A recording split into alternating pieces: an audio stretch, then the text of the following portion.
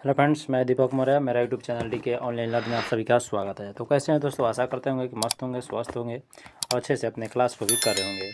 चलिए, इसी बीच आज हम लोग नेक्स्ट क्लास को लेकर आ चुके हैं। अगर आप लोगों ने अभी तक पहले की वीडियो नहीं देखे हैं तो जाकर जरूर देख लें और अपने सपनों को साकार करें। चलिए अपने क्लास को स्टार्ट करते हैं बिना टाइम को बर्बाद किए हुए। सबसे पहले आपको बता दें कि लास्ट वीडियो आपको ख़त्म किए थे, वो उससे पहले आपको 5 वीडियो दे दिया गया है।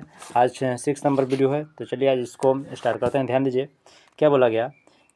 किसके समय भारत, याद रखिए, किसके समय भारत विधवा पुनः विवाह अधिनियम को लागू किया?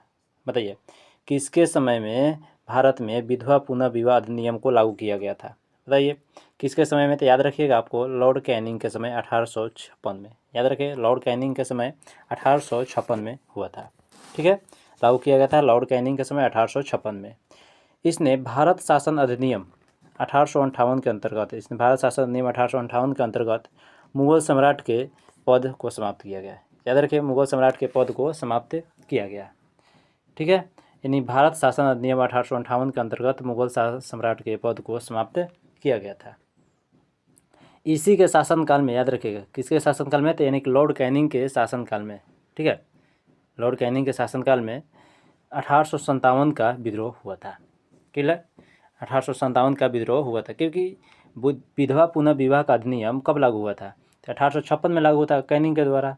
तो उसके समय में, यानी लॉर्ड कैनिंग के समय में, भारत शासन अधिनियम 1858 के अंतर्गत मुगल सम्राट के पद को समाप्त कर दिया गया था। ठीक है, आगे देखिए कि इसी के समय भारतीय दंड संहिता यानी 1858 को बनाया गया। भारतीय दंड संहिता कब लागू किया गया था? भारतीय दंड संहिता 1858 को लागू किया गया। इसे 1859 में लागू किया गया। याद रखिए, इसे 1859 में लागू किया गया। क्लियर है? देखिए, बनाया गया कब? 1858 में भारतीय दंड संहिता को, लेकिन लागू कब किया गया? 1859 में किया गया था। चलिए आगे क्वेश्चन पर हम लगाते हैं। ध्यान दीजिए, आगे क्वेश्चन में आपको क्या बोला गया। यहाँ पर आपको बोला गया कि इसी के समय भारत में महालेखा परीक्षक पद का सृजन किया गया। किसका? महालेखा परीक्षक पद का सृजन किया गया। क्लियर? याद रखें, महालेखा परीक्षक पद का सृजन किया गया इसी के समय में, लॉर्ड कैनिंग के समय में। और इसका शासनकाल 1856 से 62 तक था। क्लियर? याद रखें, 1856 से 62 तक जो था लॉर्ड कैनिंग का समय काल था। क्लियर? देखिए यहाँ पर आपको कहेगा कैसे 1856 से 62 तक। तो यहाँ पर ध्यान दीजिए कि विधवा पुनः विवाह कब है? 1856 में, यानी किसके समय में? तो यानी कि लॉर्ड कैनिंग के समय। तो इनका कार्यकाल कब समाप्त हुआ? जैसे ही वह सत्ता संभाले, तो जब इनका शासन आया तो उसने सबसे पहले विधवा पुनः विवाह को हटाया। ठीक है, लागू किया। उसके बाद मुगल सम्राट के पद को समाप्त कर दिया। फिर 1857 का विद्रोह भी हुआ इसी के समय में, और भारतीय दंड संहिता भी बनाया गया और 1859 में लागू भी किया गया। उसके बाद आगे देखिए कि महालेखा परीक्षक पद का सृजन भी किया गया इसमें, और जिसमें 1856 से 1862 तक का इनका कार्यकाल चला था। चलिए आगे अब देखिए कि प्रसिद्ध वहाबी आंदोलन का दमन किया गया था लॉर्ड एलिंगटन के द्वारा।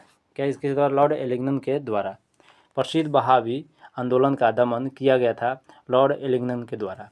भारत में पहली जनगणना 1872, भारत में पहली जनगणना 1872 में किसके शासनकाल में हुई? तो याद है कि लॉर्ड मेयो के शासनकाल में, लॉर्ड मेयो के शासनकाल में हुआ था। क्लियर? याद है कि लॉर्ड मेयो के शासनकाल में हुआ था। भारत में पहली जनगणना 1872 में किसके शासनकाल में हुई थी? तो लॉर्ड मेयो के शासनकाल में। इसने 1872 में कृषि विभाग की स्थापना की। किसकी स्थापना की? तो याद रखिए 1872 में जो है कृषि विभाग की स्थापना में की। किसने? तो याद रखिएगा लॉर्ड मेयो ने। ठीक है, लॉर्ड मेयो ने किया था।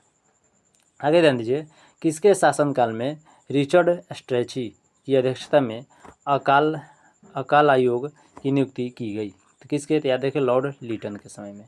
ठीक है, किसके शासनकाल में? तो लॉर्ड लिटन के शासनकाल में रिचर्ड स्ट्रेची की अध्यक्षता में अकाल आयोग की नियुक्ति की गई। चलिए आगे हम लोग बढ़ते हैं नेक्स्ट पेज पर। ध्यान दीजिए आगे आपको क्या बोला गया।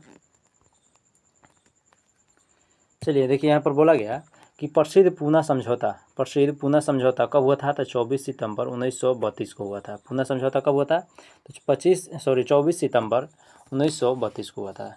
ठीक है, 24 सितंबर 1932 को आपका पूना समझौता हुआ था। अंग्रेजों द्वारा अगस्त प्रस्ताव लाया गया था। कब? 8 अगस्त 1940 को। 8 अगस्त 1940 को। क्लियर आता है कि 8 अगस्त 1940 को अंग्रेजों द्वारा अगस्त प्रस्ताव लाया गया था। कब? 8 अगस्त 1940 को। पहली बार पाकिस्तान की मांग की गई, याद रखिए, पहली बार पाकिस्तान की मांग की गई 1940 लाहौर अधिवेशन में। 1940 में लाहौर अधिवेशन में। क्लियर याद रखें, पहली बार पाकिस्तान की मांग की गई 1940 में लाहौर अधिवेशन में। क्लियर, ध्यान दीजिएगा यहाँ पर। क्लियर सभी को? पहली बार पाकिस्तान की मांग कब की गई? 1940 में लाहौर अधिवेशन में। अंग्रेजों द्वारा अगस्त प्रस्ताव कब लाया गया था? 8 अगस्त 1940 को। आगे ध्यान दीजिए, क्रिप्स मिशन भारत आया था। बताइए कब आया था क्रिप्स मिशन? तो याद है कि मार्च 1942 को क्रिप्स मिशन भारत आया था। क्लियर। क्रिप्स मिशन के साथ कांग्रेस के तरफ से आधिकारिक वार्ताकार जवाहरलाल नेहरू एवं अब्दुल कलाम आज़ाद थे। कौन थे? अब्दुल कलाम आज़ाद थे। उसके बाद आगे ध्यान दीजिए, गोलमेज सम्मेलन। तो प्रथम गोलमेज सम्मेलन कब हुआ था? तो याद रखिएगा 12 नवंबर 1930 को हुआ था। प्रथम गोलमेज सम्मेलन कब होता है? तो 12 नवंबर 1930 को आपका प्रथम गोलमेज सम्मेलन हुआ था। और द्वितीय गोलमेज सम्मेलन कब हुआ था? तो 7 सितंबर 1931 को हुआ था। ठीक है, द्वितीय गोलमेज सम्मेलन कब हुआ था? तो 7 सितंबर 1931 को हुआ था, याद रखेगा। क्लियर। चलिए आगे ध्यान दीजिए, तृतीय गोलमेज सम्मेलन कब हुआ था? तो याद रखिए, तृतीय गोलमेज सम्मेलन 17 नवंबर 1932 को हुआ था। 17 नवंबर 1932 को आपका तृतीय गोलमेज सम्मेलन हुआ था। क्लियर। चलिए उसके बाद आगे ध्यान दीजिए, यहाँ पर आपको बोला गया नेक्स्ट पेज में ध्यान दीजिए क्या बोला गया कि कैबिनेट मिशन भारत आया था। बताइए अब देखिए, क्रिप्स मिशन के बाद क्या कौन सा मिशन आया? तो कैबिनेट मिशन। तो कैबिनेट मिशन भारत कब आया था? तो याद रखिए 1946 में आया था। कैबिनेट मिशन भारत कब आया था? तो 1946 में आया था। इसके सदस्य कौन कौन से थे? Stafford Cripps, Pethick Lawrence, AB Alexander. ठीक है, यानी क्रिप्स कैबिनेट मिशन के 3 सदस्य थे। कौन कौन से? Stafford Cripps, Pethick Lawrence, AB Alexander थे। क्लियर है? कब आया था कैबिनेट मिशन? तो 1946 में, 1946 में आया था। तो माउंटबेटन योजना घोषित किया गया। याद रखिए, माउंटबेटन योजना घोषित किया गया कब? 3 जून 1947 को किया गया था। क्लियर है? 3 जून 1947 को माउंटबेटन योजना घोषित किया गया। चलिए आगे ध्यान दीजिए, ब्रिटिश संसद में भारतीय स्वतंत्रता विधेयक को प्रस्तुत किया गया। बताइए कब किया गया? तो 4 जुलाई 1947 को किया गया। ठीक है, 4 जुलाई 1947 को ब्रिटिश संसद में भारतीय स्वतंत्रता विधेयक को प्रस्तुत किया गया था। क्लियर है? माउंटबेटन योजना कब लागू किया गया था? तो 3 जून 1947 को। और ब्रिटिश संसद में भारतीय स्वतंत्रता विधेयक को प्रस्तुत किया गया 4 जुलाई 1947 को। आगे ध्यान देते हैं कि ब्रिटिश संसद द्वारा, किसके द्वारा? ब्रिटिश संसद द्वारा भारतीय स्वतंत्रता विधेयक को स्वीकार किया गया। भारतीय स्वतंत्रता विधेयक को स्वीकार किया गया 18 जुलाई 1947 को। कब? 18 जुलाई 1947 को। 18 जुलाई 1947 को ब्रिटिश संसद द्वारा भारतीय स्वतंत्रता विधेयक को स्वीकार किया गया था। देखिए प्रस्तुत कब किया गया था? तो 4 जुलाई 1947 को प्रस्तुत किया गया था। ठीक है, लेकिन स्वीकार कब किया गया था? यानी अडॉप्ट कब किया गया? तो अडॉप्ट किया गया आपका 18 जुलाई 1947 को जाकर। चलिए अब हम लोग आगे कुछ देख लेते हैं। एक छोटा सा पॉइंट इसमें क्या देता है कि आंदोलन है या विद्रोह जिसे कहते हैं, आंदोलन या विद्रोह बोलिए, प्रभावित क्षेत्र में कौन से क्षेत्र में प्रभावित हुए थे इस आंदोलन से? कौन सा क्षेत्र प्रभावित हुआ था और कब हुआ था, इसके बारे में भी देख लेते हैं। क्लियर है? जैसे बात करते हैं, देखिए सन्यासी विद्रोह कहाँ पर हुआ था? तो याद रखिए प्रभावित क्षेत्र क्या था? सन्यासी विद्रोह तो बिहार में हुआ था, बिहार बंगाल में। याद रखिए प्रभावित क्षेत्र कौन सा था? बिहार बंगाल हुआ था। इससे सन्यासी विद्रोह से कौन सा क्षेत्र प्रभावित हुआ था? बिहार और बंगाल। जो कब हुआ था? तो 1700 से 1800 में। याद रखिए कब हुआ था सन्यासी विद्रोह? 1700 से 1800 में हुआ था। उसके बाद याद रखिए फकीर विद्रोह। ठीक है, फकीर विद्रोह, तो फकीर विद्रोह कब हुआ था? तो बंगाल में आपका प्रभावित क्षेत्र कब से? बंगाल था। फकीर विद्रोह से प्रभावित क्षेत्र कौन सा था? बंगाल था। जो कब हुआ था? 1776 से 77 में हुआ था। 1776 से 77 ईस्वी में हुआ था। उसके बाद याद रखिए पौलीगारो विद्रोह। कौन सा? पौलीगारो विद्रोह से प्रभावित क्षेत्र तमिलनाडु था। याद रखिए पौलीगारो विद्रोह से प्रभावित क्षेत्र तमिलनाडु था। जो कब हुआ था? तो 1799 से 1801 तक चला था। 1799 से 1801 तक ये चला था। क्लियर है? चलिए आगे बढ़िए। उसके बाद आगे ध्यान दीजिए, यहाँ पर क्या बोला गया आपको कि भील विद्रोह। याद रखिए भील विद्रोह कब हुआ था? ध्यान देते हैं कि भील विद्रोह, तो भील विद्रोह से प्रभावित क्षेत्र कौन सा था? पश्चिमी घाट था आपका।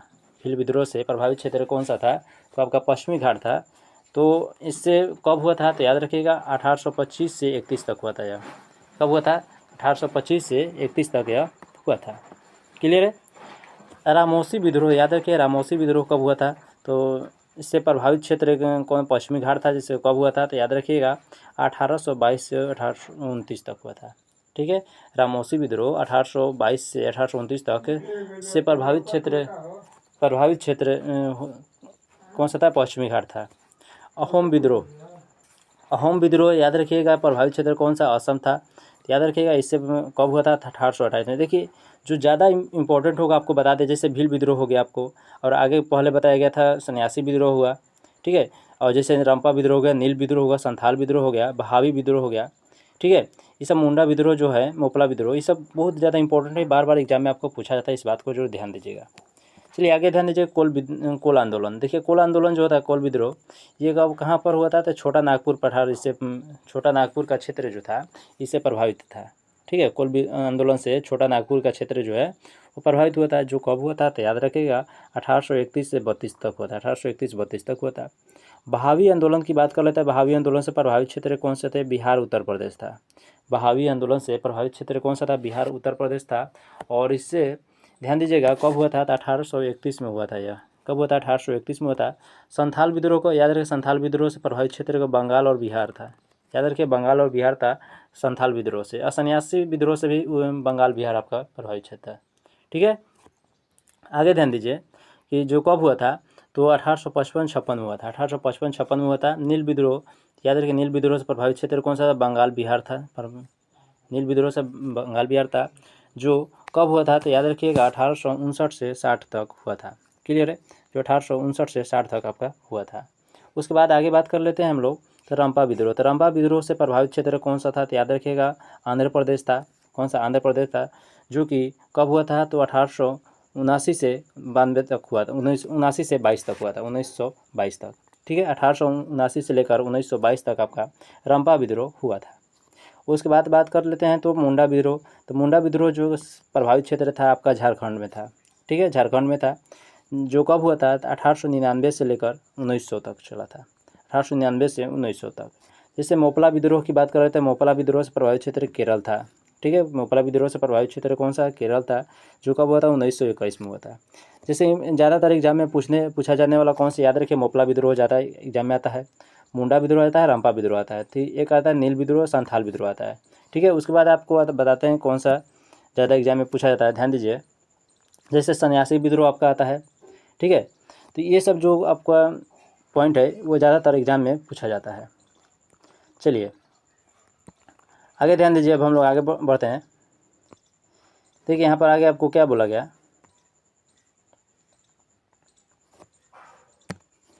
कि मंगल पांडे को फांसी दिया गया। मंगल पांडे को फांसी कब दिया गया था, तो याद रखिए मंगल पांडे को फांसी दिया गया था 8 अप्रैल 1857 को दिया गया था। मंगल पांडे को फांसी कब दिया गया था, तो 8 अप्रैल 1857 को दिया गया था। क्लियर है। उसके बाद ध्यान दीजिए कि मंगल पांडे संबंधित थे किससे, तो याद रखिए 34वीं बंगाल नेटिव इन्फेंट्री से। 34वीं बंगाल है ना, बीच बीच में क्या करते रहना।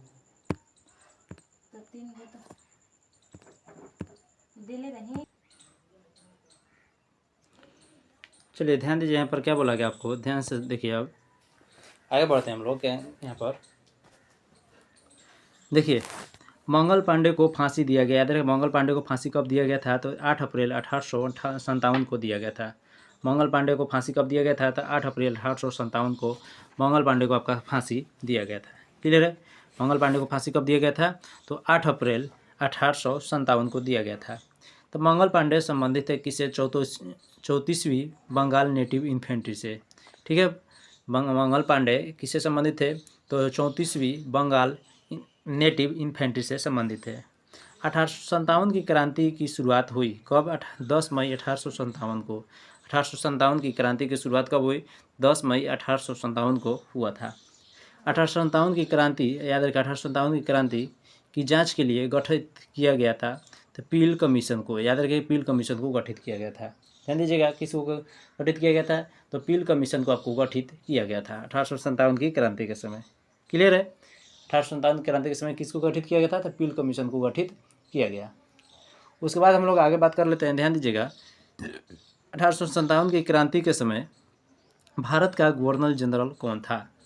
1857 क्रांति के समय भारत का गवर्नर जनरल कौन था? तो याद रखिए लॉर्ड कैनिंग था। ठीक, क्लियर? लॉर्ड कैनिंग था 1857 के समय, 1857 के क्रांति के समय भारत का गवर्नर जनरल। 1857 की क्रांति के समय ब्रिटेन का प्रधानमंत्री कौन था? पाल्मस्टोन था। कौन था? पाल्मस्टोन था। ठीक है, पाल्मस्टोन था। 1857 की क्रांति के समय ब्रिटेन का प्रधानमंत्री कौन था? पाल्मस्टोन था। बिहार में 1857 की क्रांति का नेतृत्व किया किसने? वीर कुंवर सिंह ने। किसने किया था? तो वीर कुंवर सिंह ने किया था। बिहार में 1857 की क्रांति का नेतृत्व किसने किया? वीर कुंवर सिंह ने। कानपुर में 1857 की क्रांति का नेतृत्व किसने किया था? तो नाना साहेब तात्या टोपे। कौन किए थे? नाना साहेब तात्या टोपे ने किया था। नाना साहेब और तात्या टोपे ने किया था। चलिए उसके बाद हम लोग आगे बढ़ते हैं। ध्यान दीजिए यहाँ पर क्या बोला गया कि 1857 की क्रांति के संदर्भ में इतिहासकारों का मत क्या क्या थे। ठीक है, जैसे बात कर लेते हैं तो यह क्रांति भारत का स्वतंत्रता संग्राम था। यह क्रांति भारत का प्रथम स्वतंत्रता संग्राम था। किसने कहा था?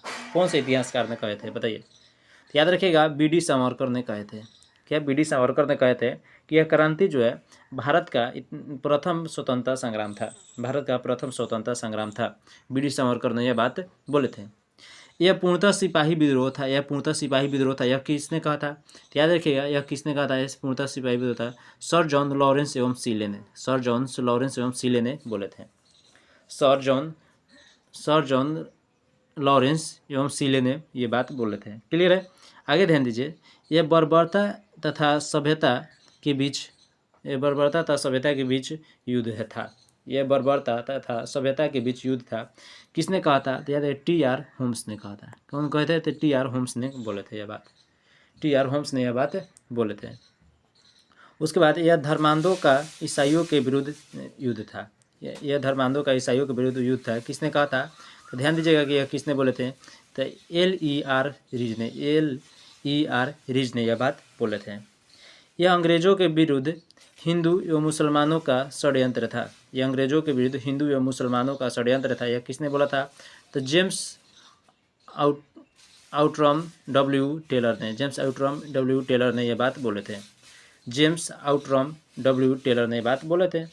यह एक राष्ट्रीय विद्रोह था। यह क्या था? राष्ट्रीय विद्रोह था। इजराइल ने यह बोले, ध्यान दीजिए, डिजरायली ने यह मत दिया था। यह एक राष्ट्रीय विद्रोह था। यह मत कौन सा दिया था? डिजाइन। देखिए, अब ये कहिएगा कि मत क्या है, तो ये 1857 की जो क्रांति हुआ था उसके समय में अलग अलग इतिहासकार जो है 1857 के बारे में अलग अलग अपना मत दिए थे। जैसे डिजरायली ने क्या दिया था कि यह एक राष्ट्रीय विद्रोह था। ठीक है, वही अगर जेम्स आउटरम और डब्ल्यू टेलर की बात कर लेते हैं तो वो क्या बोलते हैं कि यह अंग्रेजों के विरुद्ध हिंदू एवं मुसलमानों का षड्यंत्र था। अंग्रेजों के विरुद्ध हिंदू एवं मुसलमानों का षड्यंत्र था। वही L.E.R. रीज ने क्या बोला था? L.E.R. रीज ने कि यह धर्मांधों का ईसाइयों के विरुद्ध युद्ध था। ठीक है, टी.आर. होम्स ने बोले थे कि यह बर्बरता तथा सभ्यता के बीच युद्ध था। और यह क्या बोले? सर जॉन लॉरेंस एवं सीले ने क्या बोले थे कि यह पूर्णतः सिपाही विद्रोह था 1857 का। लेकिन बी.डी. सावरकर ने बोला यह क्रांति भारत का प्रथम स्वतंत्रता संग्राम था। ठीक है, अलग अलग जो इतिहासकार थे अलग अलग अपना मत दिए 1857 की क्रांति के बारे में। क्लियर है? चलिए उसके बाद हम लोग आगे बढ़ते हैं। ध्यान दीजिएगा आगे क्या आपको बोला गया। आगे यहाँ पर ध्यान दीजिए, बोला गया आपको कि बंकिम चंद्र चटर्जी द्वारा सन्यासी विद्रोह का उल्लेख किया गया। बताइए कहाँ किया गया? बंकिम चंद्र चटर्जी द्वारा सन्यासी विद्रोह का उल्लेख कहाँ किया गया? बताइए, बंकिम चंद्र चटर्जी द्वारा सन्यासी विद्रोह का उल्लेख कहाँ किया गया? तो ध्यान दीजिएगा, बंकिम चंद्र चटर्जी द्वारा सन्यासी विद्रोह का उल्लेख कहाँ किया गया? तो आनंद मठ में किया गया। यहाँ पर आनंद मठ में किया गया था। उसके बाद ब्रिटिश हाउस ऑफ कॉमन्स का चुनाव जीतने वाले पहले भारतीय थे। बताइए, ब्रिटिश हाउस ऑफ कॉमन्स का चुनाव जीतने वाले पहले भारतीय कौन थे? तो याद रखिए दादा भाई नौरोजी थे। कौन थे? 1892 ईस्वी में। 1892 ईस्वी में ब्रिटिश हाउस ऑफ कॉमन्स का चुनाव जीतने वाले पहले भारतीय कौन थे? दादा भाई नौरोजी थे, जो 1892 में यह चुनाव जीते थे। ठीक है, उसके बाद भारतीय सुधार समिति 1887 की स्थापना कब हुआ था? भारतीय सुधार समिति की स्थापना कब हुआ था? तो ध्यान दीजिएगा, कब हुआ था? तो 1887 में हुआ था। ठीक है, तो बताइए किया था, किसने किया था? भारतीय सुधार समिति की स्थापना किसने किया था? तो याद रखिएगा, दादा भाई नौरोजी ने किए थे। दादा भाई नौरोजी ने किए थे भारतीय सुधार समिति की स्थापना। ठीक है, जो कब? 1887 में। दादा भाई नौरोजी ने पहली बार स्वराज की मांग प्रस्तुत की थी। दादा भाई नौरोजी ने पहली बार स्वराज की मांग प्रस्तुत की थी, याद रखिएगा, कब? 1906 ईस्वी में। कहाँ पर? तो याद रखिए, कोलकाता अधिवेशन में। ठीक है, हाँ, कोलकाता अधिवेशन जब हुआ था तो उस समय दादा भाई नौरोजी ने क्या किए थे कि पहली बार स्वराज की मांग प्रस्तुत की थी। क्लियर? आगे ध्यान दीजिए, तूफानी हिंदू के नाम से किसे जाना जाता है? तूफानी हिंदू के नाम से किसे जाना जाता है? तो याद है, स्वामी विवेकानंद को जाना जाता है। तो हाँ, तूफानी हिंदू के नाम से किसे जाना जाता है? तो तूफानी हिंदू के नाम से स्वामी विवेकानंद जी को जाना जाता है। उसके बाद आगे ध्यान दीजिए, आगे बढ़ते हैं हम लोग। आगे देखिए यहाँ पर क्या बोला गया आपको, ध्यान से देखिए कि भवानी, याद रखिए, भवानी मंदिर नामक पुस्तिका लिखा था। बताइए कौन? वारिंद्र कुमार घोष ने लिखे थे। वारिंद्र कुमार घोष ने भवानी मंदिर नामक पुस्तिका लिखे थे। ठीक है, वारिंद्र कुमार घोष ने। अनुशीलन समिति, याद है, अनुशीलन समिति का गठन किसने किया था? पी मित्रा ने किया था। अनुशीलन समिति का गठन किसने किया था? तो पी मित्रा ने किया था। क्लियर है? अनुशीलन समिति का गठन कौन किए थे? तो पी मित्रा ने किए थे। उसके बाद हम लोग आगे बात कर लेते हैं। तो अभिनव भारत नामक संस्था की स्थापना किया था, बताइए कौन? वी डी सावरकर 1904 में। वी डी सावरकर 1904, याद रखिए, वी डी सावरकर 1904 में अभिनव भारत नामक संस्था की स्थापना किया था वी डी सावरकर 1904 में। बाल गंगाधर तिलक, याद है, बाल गंगाधर तिलक को भारतीय अशांति का जनक कहा गया था। बताइए, भारतीय अशांति का जनक कहा था? बाल गंगाधर तिलक को भारतीय अशांति का जनक कहा था वेलेंटाइन सिरौल को, याद है, वेलेंटाइन सिरौल को। क्लियर है? वेलेंटाइन सिरौल। बाल गंगाधर तिलक को भारतीय अशांति का जनक कहा था वेलेंटाइन सिरौल को। इंडियन होम रूल सोसाइटी की स्थापना किया था श्याम जी, याद रखिए, श्याम जी कृष्ण वर्मा 1905 में, कृष्ण वर्मा ने 1905 में लंदन में। क्लियर है? इंडियन होम रूल सोसाइटी की स्थापना किसने किया था? श्याम जी कृष्ण वर्मा ने 1905 में लंदन में किए थे। क्लियर है? बाल गंगाधर तिलक को भारतीय अशांति का जनक कहा जाता था वेलेंटाइन सिरौल। ठीक है, चलिए आगे बढ़े, ध्यान दीजिए। बंगाल विभाजन के विरुद्ध में स्वदेशी आंदोलन की घोषणा की गई थी, कब? बंगाल विभाजन के विरोध में स्वदेशी आंदोलन की घोषणा की गई थी, कब? तो 7 अगस्त 1905 को। 7 अगस्त 1905 को किया गया था। चलिए उसके बाद हम लोग आगे बढ़ते हैं। ध्यान दीजिए आगे क्या बोला गया आपको कि बंगाल विभाजन प्रभावी हुआ था, कब? बंगाल विभाजन प्रभावी कब हुआ था? 16 अक्टूबर 1905 को। याद है, 16 अक्टूबर 1905 को हुआ था। बंगाल विभाजन प्रभावी कब हुआ था? 16 अक्टूबर 1905 को हुआ था। उसके बाद बंगाल विभाजन का समर्थन किया था किसने? मुस्लिम लीग ने। बंगाल विभाजन का समर्थन किसने किया था? तो मुस्लिम लीग ने किया था। क्लियर याद रखे, बंगाल विभाजन का समर्थन किया था मुस्लिम लीग ने। मुस्लिम लीग का प्रथम अधिवेशन हुआ था 1908 अमृतसर में। याद रखें, 1908 अमृतसर में हुआ था। क्लियर है? मुस्लिम लीग का प्रथम अधिवेशन हुआ था 1908 में अमृतसर में। कर्जन वाइली की हत्या की थी। कर्जन वाइली की हत्या की थी कौन? मदन लाल ढींगरा ने। मदन लाल ढींगरा ने किया था। कर्जन वाइली की हत्या कब किया? किसने किया था? मदन लाल ढींगरा ने। याद रखिए, मदन लाल ढींगरा ने कर्जन वाइली की हत्या की थी, मदन लाल ढींगरा ने। उसके बाद आगे ध्यान दीजिए, 1857 की क्रांति के प्रमुख केंद्र एवं भारतीय नायक या नायिका जैसे बात करते हैं तो झांसी से कौन नायक या नायिका थी? याद रखिए, रानी लक्ष्मीबाई का मतलब केंद्र कहाँ से थे? रानी लक्ष्मीबाई कहाँ से थे? तो झांसी से थे। ठीक है, रानी लक्ष्मीबाई 1857 की क्रांति का प्रमुख नायक नायिका कहाँ से थे? तो याद रखिए, झांसी से। बेगम हजरत महल जो कहाँ से? तो लखनऊ से। बेगम हजरत महल लखनऊ से। लियाकत अली, याद रखिए, इलाहाबाद से थे। नाना साहेब एवं तात्या टोपे आपका कानपुर से थे। ठीक है, चलिए उसके बाद हम लोग आगे बढ़ लेते हैं। तो ये आगे आपको बोला गया यहाँ पर कि लियाकत अली आपका कहाँ से? इलाहाबाद से। नाना साहेब तात्या टोपे कानपुर से आपका। खान बहादुर खां कहाँ से? बरेली से। खान बहादुर खां कहाँ से? बरेली से। बहादुर शाह जफर आपका दिल्ली से। बहादुर शाह जफर दिल्ली से। कुंवर सिंह आपका कहाँ, जगदीशपुर बिहार से। कुंवर सिंह कहाँ, जगदीशपुर बिहार से।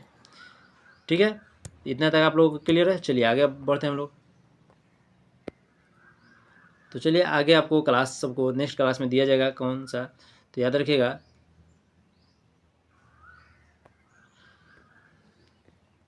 यहाँ तक तो हम लोग सब देख लिए, ध्यान दीजिए।